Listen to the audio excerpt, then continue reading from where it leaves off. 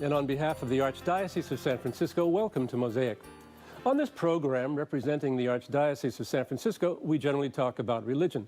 Today we'll shift a bit from that and talk about something more in the nature of science. 50 and 60 years ago, there were scientific discoveries in human biology that have since been studied, applied, refined, and developed into a systematic treatment that today is 97 to 99% effective when used properly. The treatment is perfectly safe for humans. In fact, it's natural, organic, and has no side effects. And it's non-invasive. No drugs are ingested, no chemicals are applied, no instruments or tools are used. Now, California, which is at the leading edge of so much new technology that is holistic and sustainable, is a leader in this field as well. It's the only one of the 50 states with an association devoted to the promotion of this system. And yet, most people know nothing about it. The science that I'm referring to is generally known as natural family planning. Our guests today are a married couple who are practitioners and teachers of this little-known science. And we are talking about it today because this year is the 50th anniversary of the famous encyclical letter of Pope Paul VI, called Humanae Vitae, in Latin, and in English, the transmission of human life, in which the Pope explained why this particular application of medical science is approved and recommended by the Catholic Church. So after this brief break, please join us to examine the state of marriage in the half-century since Humanae Vitae.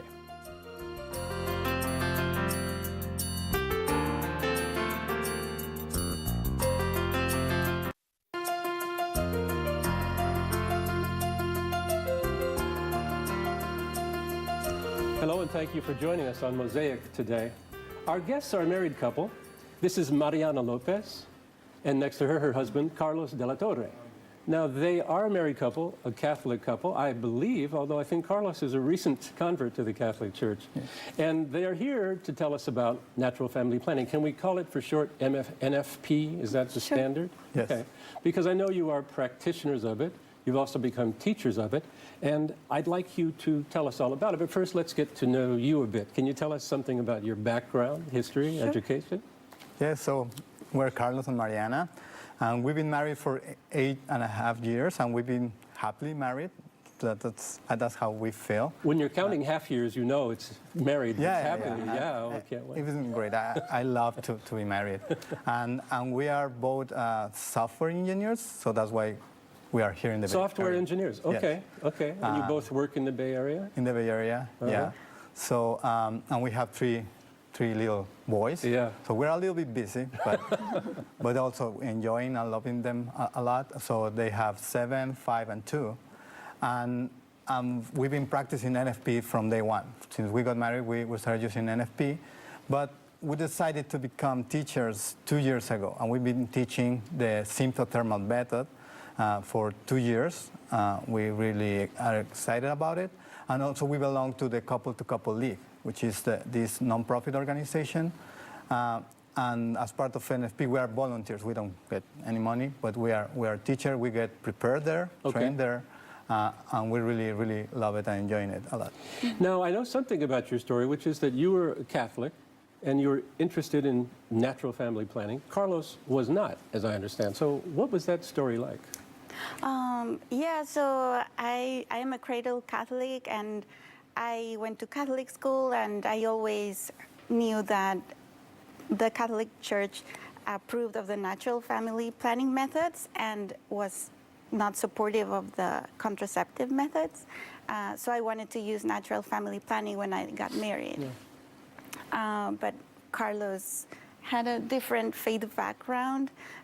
He was raised Protestant, and he didn't know anything about natural family planning. Who does, really? I mean, many Catholics, of course, don't, Yeah, actually, none of my friends I grew up with, they didn't believe it worked. Yeah. And they thought it was like non-intellectual or something from the past that our parents used and it didn't work. Yeah, okay. But you saw value in it. Now, at that time, you hadn't read the encyclical letter, Humanae Vitae. You didn't approach this from philosophy or theology. It was... Yeah, it was mostly, for me, it was mostly I want to follow the church's rules, but I didn't really understand the theology behind it. And I think when I told Carlos I wanted to use this method, he started challenging me, and I really didn't have the answers. So I think at that point I started doing more research, but it was later that we came to read the Humanae Vitae. Yes. Uh-huh. And so this, how do I put it, this difference or this reluctance on your part might have stopped the marriage from taking place? It's possible? Yeah, so the months before we got married, we took the class. And then I realized, well, about the abstinence periods and all that. And to me, it didn't make much sense. And from the beginning, I didn't believe in the teaching of the church. I was Protestant, sure. So I didn't believe, but I love Mariana. She's a cradle Catholic, and that's what attracted me to her because she was very faithful to her faith. And also me being a man of faith, I could respect that she was very congruent and she was really following the teaching. Mm-hmm. But when she talked about using NFP, I really panicked a little bit because I felt like it was touching an important part of marriage. Right? I always heard that intimacy in marriage is very important. And to me, that translated to, okay, that means that you have to have a lot. That's kind of like I understood it. Sure. But then this sounded like a big danger, so I didn't accept it. And I told her, you know what, I think we should postpone the wedding. We already have plans for the wedding. Huh? This discussion was 3 weeks before we got married. So I said, I think we need to postpone because this is a big issue. We cannot get married with this. I don't want a divorce, right? Mm. So yes, but I loved her. I loved her. And at the end, we talked, and it was kind of a sacrifice for me to accept this. So say, okay, let's get married. Let's give it a try. But my mind has changed since then. Because you have practiced it, you've understood the teachings and so on. Yes, I think in most people's minds, if they know anything about it, it's associated with the word abstinence and associated with self-denial and so on. And seriously, if I was approaching marriage, I would think, well, wait a minute, marriage is already about self-sacrifice and self-denial. There's a lot of it in there, but one of the benefits is sex and romance with your wife, your husband, whenever you need it. So why this? What is the point of this? And so you were doubtful. Very doubtful. Yes. Yeah, I think the main problem that he was facing is that it sounded like a restriction on married life. And when he challenged me, yeah, it kind of didn't make sense. But to me, it was a matter of conscience. Like, even though I didn't understand it, I didn't feel I could not follow that rule.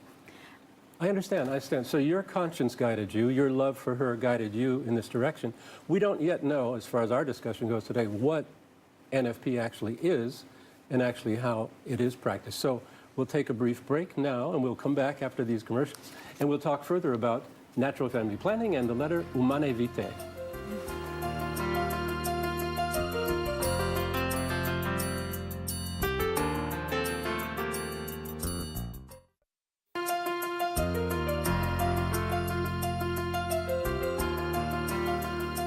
Hello, and thanks for joining us in a discussion of Humanae Vitae and natural family planning. Now, we introduced this by talking about the science of it, emphasizing that, and I just wanted to let you know, I mean, you're convinced of it. I went to this website called Real Clear Science, which is a dependable expose of scientific frauds and bad reporting and all that kind of thing.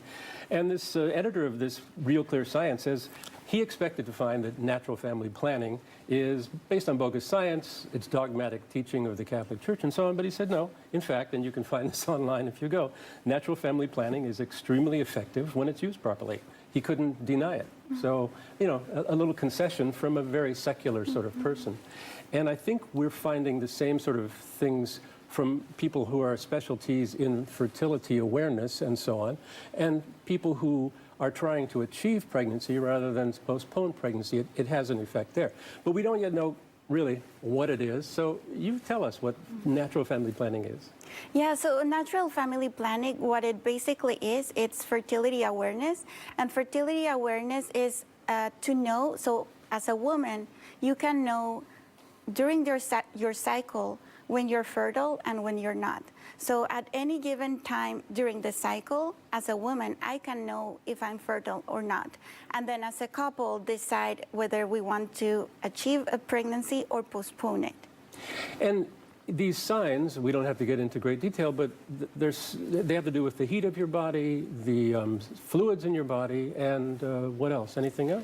Yeah, so it's 3 signs. It's the cervical mucus, the basal body temperature, which is the temperature our bodies have when we are in a resting mode. So when we wake up, the first thing we do is take the temperature. And it was noticed, I think, by the end of the 1800s, that the women's body temperature will rise by 0.4 Fahrenheit after ovulation occurred. And this was consistent among a group of women. Yes, I read that too. And then more research in the 30s and 40s found other signs that made sense. So when Pope Paul wrote his letter Humanae Vitae, much of this science was known, right? But the practice or the systematic use of this as natural family planning was still being developed. Is that right? Yeah, I read there were some studies released around the time that Humanae Vitae was released, in which the temperature-only methods were proving to be 99% effective. But I think it was later in the 70s that the rules for the symptothermal method, which uses the 3 signs, and it's cross-checking the 3 signs to confirm ovulation happened. I think those rules were developed in the 70s. And it was really in 1971 when the couple-to-couple league was created, and they got inspired by Humanae Vitae, and they saw this need to, we need to teach couples about the method, formalize it. I mean, making it easier to understand, and so they can learn. Yeah. So it was in 1971, just 3 years after Humanae Vitae, when couple to couple was born, I started training couples. Okay. Training couples to teach another couples, and also that inspiration came from Humanae Vitae. Okay, that's what I understood, because I thought, well, the science was developing. The Pope wrote his letter and said, look, this is what Catholics should do. And I think some of these researchers were Catholics or other, people like-minded who thought we really need to make this effective, safe, and stable. And so that has happened. If I'm not wrong, what you teach is genuine science and genuine biology. Yeah, and I think with our background in technology and science, I didn't believe in it, to be honest, and I didn't think it was going to work. And every time I heard someone use natural family planning, like they had a ton of kids, and I didn't, at that time I didn't understand. I thought, oh, it must be because the method doesn't work, not because they wanted to have so many kids. But I think as we started learning about it, I was fascinated by how our bodies work and how effective it is. That is interesting. And so it seems to me that, well, let me ask you this. You're in a systematic program. You've volunteered as teachers. Where do you teach and for whom do you teach? So we've been helping different dioceses, mainly San Francisco and Oakland. We've also been in Santa Rosa doing the classes. But it really, we can be contacted for different parishes. Okay. And we do introductory classes to explain the method, but it's not really to learn it. It's just to inform people about it. And then we do the class, the series. So the class is the series is 3 classes that you need to take separated by 1 month. Okay. And let me ask this. I think that most dioceses, Catholic dioceses, require a couple who is coming to marriage to take a course to become knowledgeable about this. Is that right? It depends on the diocese and on the parish. Okay. And I think some parishes are starting to move towards that.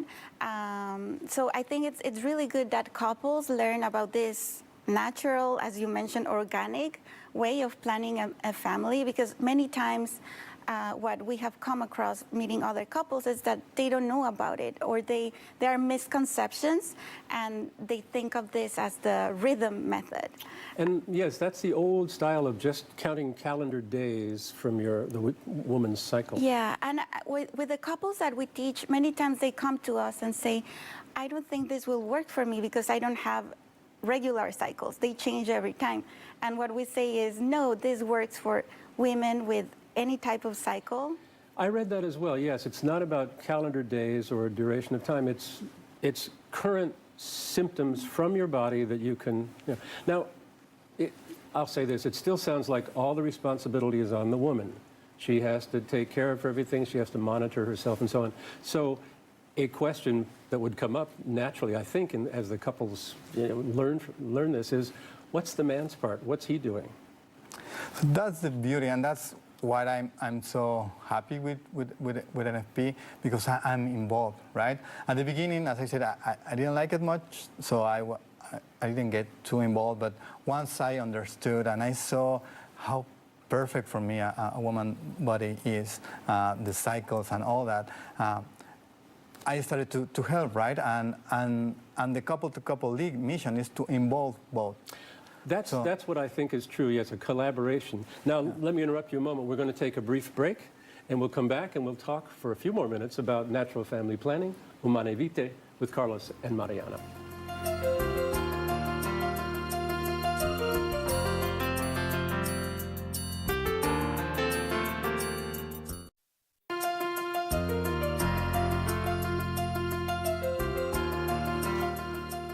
Hello and welcome back.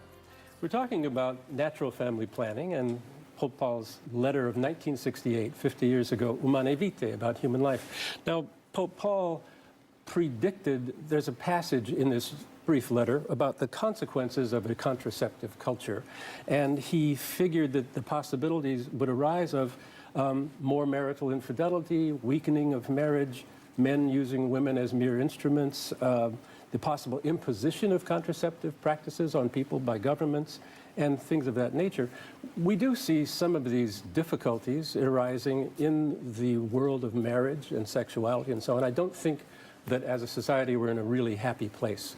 Since the sexual revolution and the contraceptive culture, things are difficult, and many scientists, sociologists, economists are examining this and writing about it now, not just Catholics, but others. But that's just a brief look at some of the sort of consequences that are possible. What we're really focusing on today is your understanding of the benefits and depth of the practice of this natural family planning, with or without a Pope's say-so, you know. So, and let me ask that, if the Pope hadn't said so, would you still be doing this if you discovered it by accident? Yeah, I would do it. I mean, probably Mariana would propose it, but I still would like it to do it, and because I saw many benefits. So as the month started to pass, when we got married, I started to see good things in our marriage, and they were because of NFP. The first thing that I saw during the abstinence periods, we had to do something else, right? We didn't have to be physical to show our love. So we were creative, so we were doing some other things, and that gave us a lot of space to talk, which is very important in marriages, right? So communication, talk, Mariana and I think it was not like that when we were dating, but once we got married, because we have this abstinence period, we wanted to be romantic, but we couldn't, so we talked a lot, and that gave me the opportunity to know her better and to do some other things with her. That is very significant, true, because I think males don't understand the need for conversation. You know, it's not natural, perhaps, to them, and the woman wants conversation, and there you are. Okay. Yeah, and then the second thing that I started to notice is that, and it was an important thing for me, I started to have more self-control, and it was self-control around my sexuality and my thoughts, right? And that was something that I thought that I was like that it was okay for me to think about sex. But then because of NFP, I started canceling those thoughts, right? First, at the beginning was because it doesn't make sense. Right now we're in an abstinence period. But then I just realized, I wouldn't like my wife to know that I'm thinking this, right? Okay. So that helped me, and I felt really relieved about that. Okay, now I can control this part, and I could see, and now I see, this is good for my marriage, right? I'm more faithful to my wife because of this, and that gives me better chances of staying married forever. And what about you? Same thing? I mean, I've talked to you about this a little, and I think you found a kind of renewal of the romance from month to month because of the, I don't know, the agreement that you would not be intimate during this certain period? Yeah, I think, well, for me, just knowing that Carlos loved me just the way I am and without me having to do anything with my body, just by learning whether I'm fertile or not. And I think one other benefit of natural family planning is that because it creates this abstinence periods, then it creates the anticipation of when you'll be together again, which I think is really good to keep the flame alive of the married love and attraction. So I think as years go by, I think this really helps break monotony. Ah, okay, yeah. Now, we typically say that the wives marry wonderful men and then try to change them. It sounds like Carlos has changed for the better. Yeah, well, yeah. So for me, the big impact for NFP is not only that I have a better relationship with Mariana. The biggest impact for me is going to be my relationship with God. So as we said at the beginning, I was raised Protestant, but then I understood what it was behind the NFP teaching, and that get me interested into the Catholic Church. That was the first thing I say. Oh, this is very interesting, and to me, they are right. So I wanted to learn more about the Catholic Church. Then I started studying the Eucharist, baptism, all the sacraments, and then I started to believe, right? To the point that in January, it was my first communion, and in February, it was my confirmation. So that's wonderful. Now I'm fully into the Catholic Church, and I feel in peace and really excited. And Mariana, we only have about a minute left, but I think I want you to address women and tell women what they should get from this. We're not looking necessarily to convert husbands to Catholicism, but that's good. But how can you reassure a woman about this practice, and what should it mean to her? Yeah, I would like women to know that there are options available for them because this is not a very widespread knowledge. So I think if women learn more about their bodies and learn how to use natural family planning without the need of adding chemicals, I think that will free them. Thank you very much. And let me ask for this. Can we show a slide then where we can get some more information on natural family planning? So here on the screen we see the San Francisco Archdiocese website. The page is called HV. Here you can find all about the encyclical letter from 1968, Humanae Vitae, by Pope Paul VI, a most controversial document and one that everybody should read. It's only 8,000 words, a few pages, very interesting. And the next slide, to learn more about natural family planning, again, the San Francisco Archdiocese Office of Marriage and Family Life. Just click on our website, look for Marriage and Family Life, and you can find out everything you need to know and get links to all kinds of resources in this field. So Mariana, Lopez, Carlos de la Torre, and I've had the pleasure of meeting your sons, Miguel, David, and Daniel. Yeah. Wonderful. Okay. Yeah. Thank you very much for joining us, and thank you for joining us on Mosaic.